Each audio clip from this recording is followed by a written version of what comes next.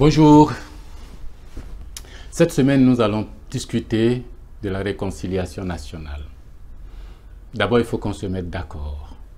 Il ne s'agit pas de réconcilier le peuple de Côte d'Ivoire avec le peuple de Côte d'Ivoire, puisque nous n'avons pas eu de guerre civile ici. On a eu une guerre partisane, une guerre de militants de partis politiques qui ne s'entendaient pas et qui se sont tapés là-dessus. C'est une guerre partisane. Et le traitement de cette guerre partisane pour la réconciliation nationale passe nécessairement par le dialogue entre les hommes politiques, le débat entre les hommes politiques.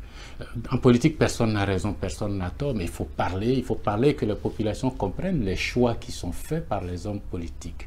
Et la seule façon d'y arriver dans un pays comme le nôtre, c'est le régime parlementaire. Moi, j'insiste là-dessus parce que vous faites une seule élection, il n'y a pas de président de la République, vous avez des députés. Les députés sont assis face à face, majorité opposition, la majorité désigne en son sein son premier ministre qui prend des députés en leur sein là-bas du Parlement et puis va gouverner, gère le pays et vient rendre compte. Les populations ont donc choisi des gens auxquels on a confié le pays, tous. Ils rendent compte et les débats sont diffusés, les débats sont communiqués à l'ensemble du pays. Premier élément, le régime parlementaire, les politiciens se parlent. Deuxièmement, la diffusion de cette information. C'est le second volet et pour moi, il faut supprimer le ministère de l'Information et de la Communication. C'est un ministère de propagande, ça n'a pas de valeur, ça n'a pas de mission. Et si vous regardez, on dit que c'est le chargé de communication, le ministère chargé de communication de l'État, mais enfin, chaque ministre a son chargé de communication, la présidence de la République même. On dit que ce ministère est chargé de la garantie de la liberté de presse. Mais demandez aux journalistes, il suffit d'aller là-bas, faire le constat sur une route qui ne plaît pas au président de la République ou au gouvernement, et paf, le journaliste est sanctionné. C'est plus un ministère de censure. On dit que c'est un ministère de tutelle de la presse, mais le porte-parole, le patron de ce ministère est porte-parole du gouvernement. Comment le gouvernement peut être tutélaire ou tutelle de la presse privée? Non, il faut en finir avec ce ministère de la propagande, donner la télévision et la radio au Parlement qui va diffuser ces débats que l'on va avoir au sein de l'Assemblée nationale sur les choix fondamentaux du pays. On peut développer cela plus tard. Une fois qu'on a réglé ces choix institutionnels, alors on passe au troisième volet de la réconciliation, c'est le foncier rural. Le cadastrage des terres avec les géomètres, la distribution de titres fonciers aux populations, et que ce soit des populations urbaines d'ailleurs ou rurales. Il faut donner plus rapidement les titres fonciers aux gens. Chaque Ivoirien propriétaire de terre doit avoir un papier. Une maison, une plantation, il faut donner les papiers rapidement, le titre foncier, gratuitement, par audience foraine. Il faut le faire, c'est un droit des populations, c'est un droit de l'homme. Une fois qu'on a réglé les problèmes fonciers, on passe maintenant au volet justice. La justice est un élément important. On a essayé la justice transitionnelle, mais vous avez vu ce mélange de justice et de réalité politique, ça n'a rien donné. Il faut revenir à la justice ordinaire, fondée sur la vérité, pour réconcilier les gens. Et pour ça, on libère d'abord tous les prisonniers politiques. Et puis, si les enquêtes sont faites sérieusement, on tient compte des victimes, on pense à leur dédommagement. Je ne dis pas qu'on va distribuer des milliards aux gens, on n'en a pas. Mais au moins reconnaître que les gens ont été victimes, reconnaître que les gens ont souffert, ça on peut le faire.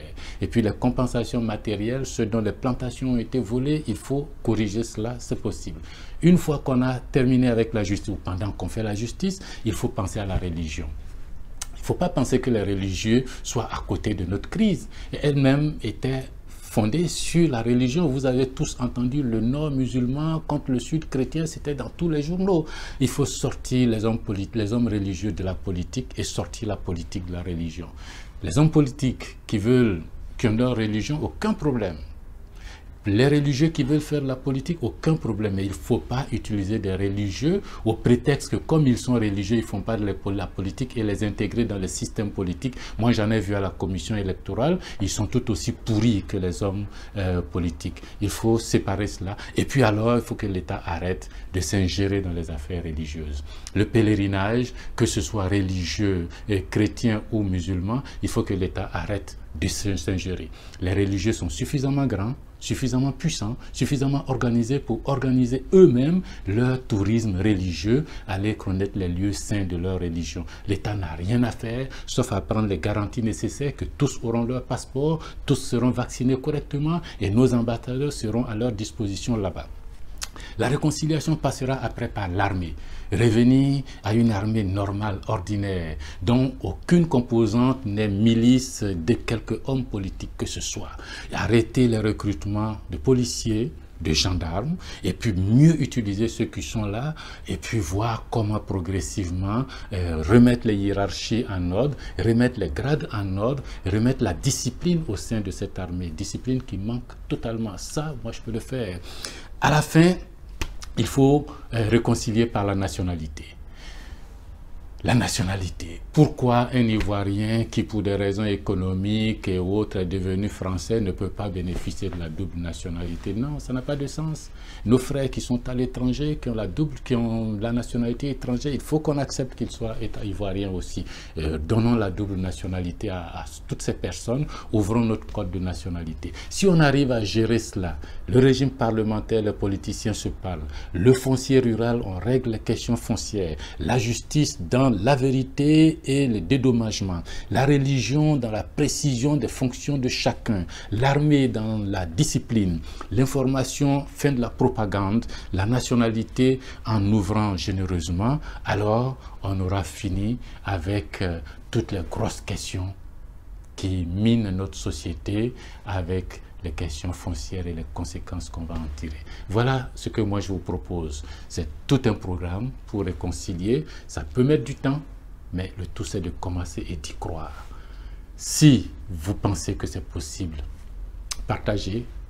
Si vous pensez que c'est intéressant, likez. Et puis surtout, soyez convaincus que Coulibaly seul ne peut pas réussir. C'est ensemble que nous réussirons à le faire. Ensemble, mobilisons-nous. Merci.